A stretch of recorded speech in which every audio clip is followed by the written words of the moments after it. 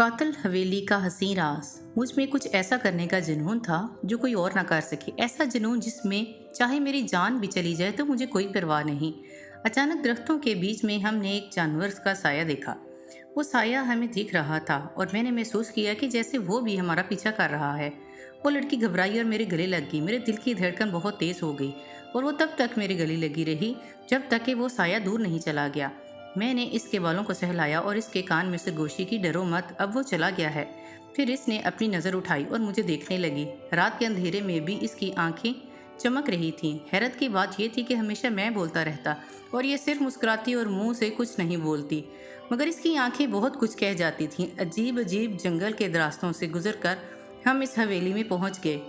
इस बार मैंने इसका हाथ नहीं छोड़ा क्योंकि मैं जानता था हर बार की तरह ये गायब हो जाती है, क्योंकि मैं ये राज जानना चाहता था कि आखिर इस हवेली में कौन सा राज दफन है जो ये मुझे बताना चाहती है और बिना बताए गायब भी हो जाती है। इसमें एक अजीब सी कशिश थी जो मुझे इसकी तरफ खींचती थी और मैं शायद दिल से इसे चाहने लगा था। ये सिर्फ एक खौफनाक कहानी नहीं बल्कि हमारी मोहब्बत का इम्तिहान था जो मुझे हर हाल में पास करना था।